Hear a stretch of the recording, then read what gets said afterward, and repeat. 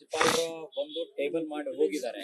So ಇದನ್ನ BJP ಯಾವ ರೀತಿ ನೋಡ್ತಾ ಇದೆ, ಸರ್ಕಾರಕ್ಕೆ ಏನ್ ಹೇಳ್ತಾರೆ? ಮೊದಲನೇದಾಗಿ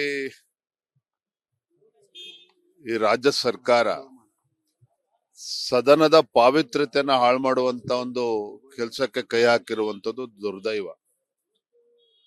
ಯಾವ ಸದನ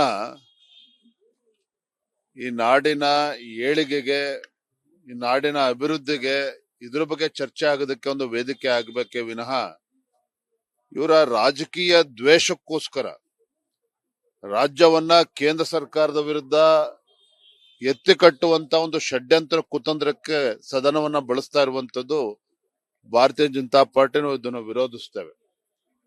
ಗೌರವಾನ್ವಿತ ರಾಜ್ಯಪಾಲರು ಸಂವಿಧಾನಬದ್ಧವಾಗಿರ್ತಕ್ಕಂಥ ಅವರ ಕರ್ತವ್ಯವನ್ನ ಅವರು ಸರಿಯಾಗಿ ನಿರ್ವಹಿಸಿದ್ದಾರೆ.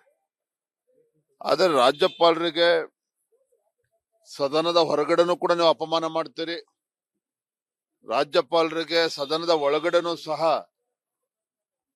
ಅವರು ಜಂಟಿ ಸದನದವನ್ನ ಉದ್ದೇಶಿಸಿ ಮಾತನಾಡಿ ತೆರಳುವಂತ ಸಂದರ್ಭದಲ್ಲಿ ಅವರಿಗೆ ತಡೆ ಒಡ್ಡುವಂಥದ್ದು, ಅವ್ರ ಮೇಲೆ ದಬ್ಬಾಳಿಕೆ ಮಾಡುವಂಥದ್ದು ಇದು ಅವ್ರಿಗೆ ಶೋಭೆ ತರುವಂತ ವಿಚಾರ ಅಲ್ಲ. ನಿನ್ನೆ ನಾನು ಗೌರವಾನ್ವಿತ ಕಾನೂನು ಸಚಿವರು ಎಚ್ ಕೆ ಪಾಟೀಲ್ ಅವರ ಮಾತುಗಳನ್ನು ಕೂಡ ಗಮನಿಸ್ತಾ ಇದ್ದೆ. ರಾಜ್ಯಪಾಲರು ಏನೇನು ಅಭಿಪ್ರಾಯಗಳನ್ನ ಹೇಳಿದ್ದಾರೆ, ಏನ್ ಚರ್ಚೆ ಆಗಿದೆ ಮುಖ್ಯಮಂತ್ರಿಗಳ ಹತ್ರ ಮಾತಾಡ್ಕೊಳ್ಳಿ.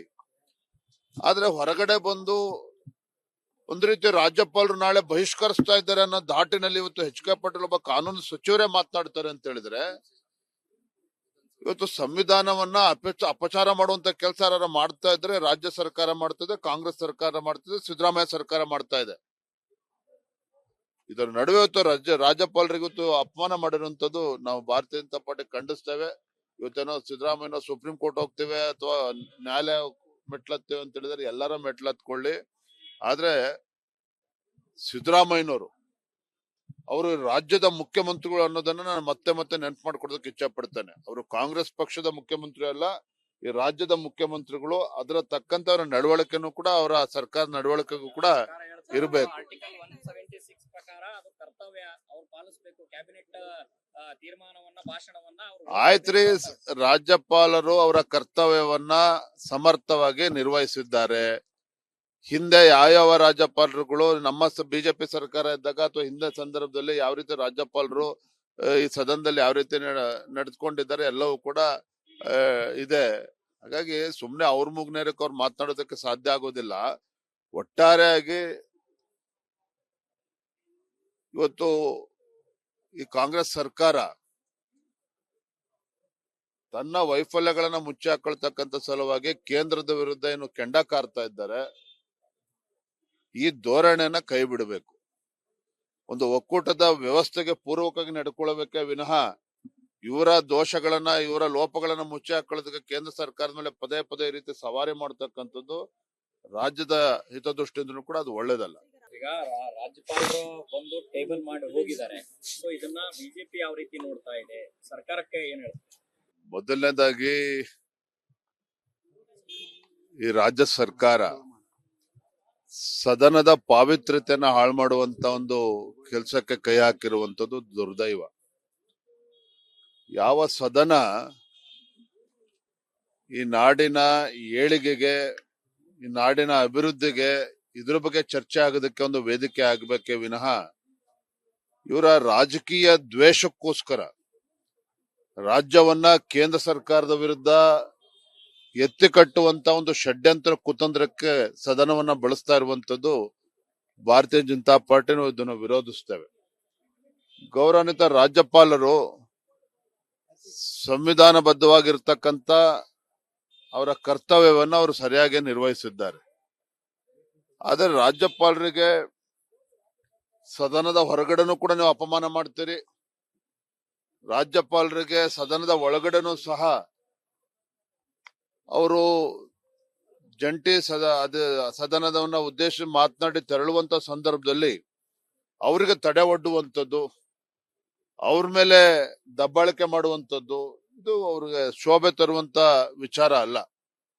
ನಿನ್ನೆ ನಾನು ಗೌರವಾನ್ವಿತ ಕಾನೂನು ಸಚಿವರು ಎಚ್ ಕೆ ಪಾಟೀಲ್ ಅವರ ಮಾತುಗಳನ್ನು ಕೂಡ ಗಮನಿಸ್ತಾ ಇದ್ದೆ. ರಾಜ್ಯಪಾಲರು ಏನೇನ್ ಅಭಿಪ್ರಾಯಗಳನ್ನ ಹೇಳಿದ್ದಾರೆ, ಏನ್ ಚರ್ಚೆ ಆಗಿದೆ ಹೋಗಿ ಮುಖ್ಯಮಂತ್ರಿಗಳ ಹತ್ರ ಮಾತಾಡ್ಕೊಳ್ಳಿ.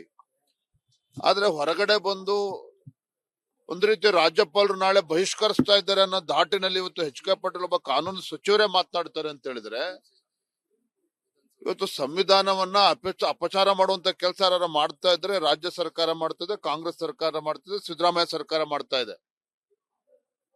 ಇದರ ನಡುವೆ ಇವತ್ತು ರಾಜ್ಯಪಾಲರಿಗೆ ಇವತ್ತು ಅಪಮಾನ ಮಾಡಿರುವಂತದ್ದು ನಾವು ಭಾರತೀಯ ಜನತಾ ಪಾರ್ಟಿ ಖಂಡಿಸ್ತೇವೆ. ಇವತ್ತೇನೋ ಸಿದ್ದರಾಮಯ್ಯ ಸುಪ್ರೀಂ ಕೋರ್ಟ್ ಹೋಗ್ತೇವೆ ಅಥವಾ ನ್ಯಾಯಾಲಯ ಮೆಟ್ಲತ್ತೇವೆ ಅಂತ ಹೇಳಿದ್ರೆ ಎಲ್ಲರ ಮೆಟ್ಲತ್ಕೊಳ್ಳಿ. ಆದ್ರೆ ಸಿದ್ದರಾಮಯ್ಯನವರು ಅವರು ರಾಜ್ಯದ ಮುಖ್ಯಮಂತ್ರಿಗಳು ಅನ್ನೋದನ್ನ ನಾನು ಮತ್ತೆ ಮತ್ತೆ ನೆನಪು ಮಾಡ್ಕೊಡೋದಕ್ಕೆ ಇಚ್ಛೆ ಪಡ್ತೇನೆ. ಅವರು ಕಾಂಗ್ರೆಸ್ ಪಕ್ಷದ ಮುಖ್ಯಮಂತ್ರಿ ಅಲ್ಲ, ಈ ರಾಜ್ಯದ ಮುಖ್ಯಮಂತ್ರಿಗಳು. ಅದರ ತಕ್ಕಂತ ಅವರ ನಡವಳಿಕೆನೂ ಕೂಡ, ಅವರ ಸರ್ಕಾರ ನಡವಳಿಕೆಗೂ ಕೂಡ ಇರಬೇಕು. ಆರ್ಟಿಕಲ್ 176 ಪ್ರಕಾರ ಅದು ಕರ್ತವ್ಯ ಅವ್ರು ಪಾಲಿಸಬೇಕು. ಕ್ಯಾಬಿನೆಟ್ ತೀರ್ಮಾನವನ್ನ, ಭಾಷಣವನ್ನ ಆಯ್ತ್ರಿ, ರಾಜ್ಯಪಾಲರು ಅವರ ಕರ್ತವ್ಯವನ್ನ ಸಮರ್ಥವಾಗಿ ನಿರ್ವಹಿಸಿದ್ದಾರೆ. ಹಿಂದೆ ಯಾವ ರಾಜ್ಯಪಾಲರುಗಳು ನಮ್ಮ ಬಿಜೆಪಿ ಸರ್ಕಾರ ಇದ್ದಾಗ ಅಥವಾ ಹಿಂದೆ ಸಂದರ್ಭದಲ್ಲಿ ಯಾವ ರೀತಿ ರಾಜ್ಯಪಾಲರು ಈ ಸದನದಲ್ಲಿ ಯಾವ ರೀತಿ ನಡೆದುಕೊಂಡಿದ್ದಾರೆ ಎಲ್ಲವೂ ಕೂಡ ಇದೆ. ಹಾಗಾಗಿ ಸುಮ್ನೆ ಅವ್ರ ಮುಗ್ನೇರಕ್ಕೆ ಅವ್ರು ಮಾತನಾಡೋದಕ್ಕೆ ಸಾಧ್ಯ ಆಗೋದಿಲ್ಲ. ಒಟ್ಟಾರೆಯಾಗಿ ಇವತ್ತು ಈ ಕಾಂಗ್ರೆಸ್ ಸರ್ಕಾರ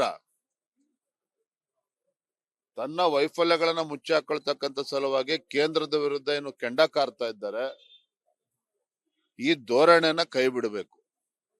ಒಂದು ಒಕ್ಕೂಟದ ವ್ಯವಸ್ಥೆಗೆ ಪೂರ್ವಕವಾಗಿ ನಡ್ಕೊಳ್ಬೇಕೆ ವಿನಃ ಇವರ ದೋಷಗಳನ್ನ, ಇವರ ಲೋಪಗಳನ್ನ ಮುಚ್ಚಿ ಹಾಕೊಳ್ಳೋದಕ್ಕೆ ಕೇಂದ್ರ ಸರ್ಕಾರದ ಮೇಲೆ ಪದೇ ಪದೇ ಈ ರೀತಿ ಸವಾರಿ ಮಾಡ್ತಕ್ಕಂಥದ್ದು ರಾಜ್ಯದ ಹಿತದೃಷ್ಟಿಯಿಂದನೂ ಕೂಡ ಅದು ಒಳ್ಳೇದಲ್ಲ. ಈಗ ರಾಜ್ಯಪಾಲರು ಬಂದು ಟೇಬಲ್ ಮಾಡಿ ಹೋಗಿದ್ದಾರೆ. ಸೊ ಇದನ್ನ ಬಿಜೆಪಿ ಯಾವ ರೀತಿ ನೋಡ್ತಾ ಇದೆ, ಸರ್ಕಾರಕ್ಕೆ ಏನ್ ಹೇಳ್ತಾರೆ? ಮೊದಲನೇದಾಗಿ ಈ ರಾಜ್ಯ ಸರ್ಕಾರ ಸದನದ ಪಾವಿತ್ರ್ಯತೆಯನ್ನ ಹಾಳು ಮಾಡುವಂತ ಒಂದು ಕೆಲಸಕ್ಕೆ ಕೈ ಹಾಕಿರುವಂತದ್ದು ದುರ್ದೈವ. ಯಾವ ಸದನ ಈ ನಾಡಿನ ಏಳಿಗೆಗೆ, ಈ ನಾಡಿನ ಅಭಿವೃದ್ಧಿಗೆ ಇದ್ರ ಬಗ್ಗೆ ಚರ್ಚೆ ಆಗೋದಕ್ಕೆ ಒಂದು ವೇದಿಕೆ ಆಗಬೇಕೇ ವಿನಃ ಇವರ ರಾಜಕೀಯ ದ್ವೇಷಕ್ಕೋಸ್ಕರ ರಾಜ್ಯವನ್ನ ಕೇಂದ್ರ ಸರ್ಕಾರದ ವಿರುದ್ಧ ಎತ್ತಿ ಕಟ್ಟುವಂತ ಒಂದು ಷಡ್ಯಂತ್ರ ಕುತಂತ್ರಕ್ಕೆ ಸದನವನ್ನ ಬಳಸ್ತಾ ಇರುವಂತದ್ದು ಭಾರತೀಯ ಜನತಾ ಪಾರ್ಟಿನೂ ಇದನ್ನು ವಿರೋಧಿಸ್ತೇವೆ. ಗೌರವಾನ್ವಿತ ರಾಜ್ಯಪಾಲರು ಸಂವಿಧಾನಬದ್ಧವಾಗಿರ್ತಕ್ಕಂಥ ಅವರ ಕರ್ತವ್ಯವನ್ನ ಅವರು ಸರಿಯಾಗಿ ನಿರ್ವಹಿಸಿದ್ದಾರೆ. ಆದರೆ ರಾಜ್ಯಪಾಲರಿಗೆ ಸದನದ ಹೊರಗಡೆನೂ ಕೂಡ ನೀವು ಅಪಮಾನ ಮಾಡ್ತೀರಿ, ರಾಜ್ಯಪಾಲರಿಗೆ ಸದನದ ಒಳಗಡೆನೂ ಸಹ ಅವರು ಜಂಟಿ ಸದನದವನ್ನ ಉದ್ದೇಶ ಮಾತನಾಡಿ ತೆರಳುವಂತ ಸಂದರ್ಭದಲ್ಲಿ ಅವರಿಗೆ ತಡೆ ಒಡ್ಡುವಂಥದ್ದು, ಅವ್ರ ಮೇಲೆ ದಬ್ಬಾಳಿಕೆ ಮಾಡುವಂಥದ್ದು, ಇದು ಅವ್ರಿಗೆ ಶೋಭೆ ತರುವಂತ ವಿಚಾರ ಅಲ್ಲ. ನಿನ್ನೆ ನಾನು ಗೌರವಾನ್ವಿತ ಕಾನೂನು ಸಚಿವರು ಎಚ್ ಕೆ ಪಾಟೀಲ್ ಅವರ ಮಾತುಗಳನ್ನು ಕೂಡ ಗಮನಿಸ್ತಾ ಇದ್ದೆ.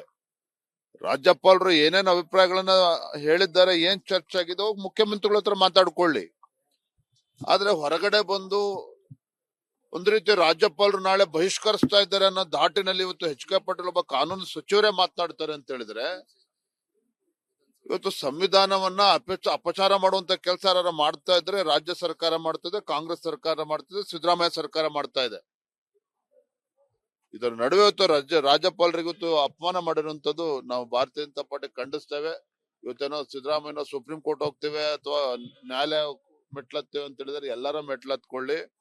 ಆದ್ರೆ ಸಿದ್ದರಾಮಯ್ಯನವರು ಅವರು ರಾಜ್ಯದ ಮುಖ್ಯಮಂತ್ರಿಗಳು ಅನ್ನೋದನ್ನ ನಾನು ಮತ್ತೆ ಮತ್ತೆ ನೆನಪು ಮಾಡ್ಕೊಡೋದಕ್ಕೆ ಇಚ್ಛೆ ಪಡ್ತೇನೆ. ಅವರು ಕಾಂಗ್ರೆಸ್ ಪಕ್ಷದ ಮುಖ್ಯಮಂತ್ರಿ ಅಲ್ಲ, ಈ ರಾಜ್ಯದ ಮುಖ್ಯಮಂತ್ರಿಗಳು. ಅದರ ತಕ್ಕಂತ ಅವರ ನಡವಳಿಕೆನೂ ಕೂಡ, ಅವರ ಸರ್ಕಾರ ನಡವಳಿಕೆಗೂ ಕೂಡ ಇರಬೇಕು. ಆರ್ಟಿಕಲ್ 176 ಪ್ರಕಾರ ಅದು ಕರ್ತವ್ಯ ಅವ್ರು ಪಾಲಿಸಬೇಕು. ಕ್ಯಾಬಿನೆಟ್ ತೀರ್ಮಾನವನ್ನ, ಭಾಷಣವನ್ನ ಆಯ್ತ್ರಿ, ರಾಜ್ಯಪಾಲರು ಅವರ ಕರ್ತವ್ಯವನ್ನ ಸಮರ್ಥವಾಗಿ ನಿರ್ವಹಿಸಿದ್ದಾರೆ.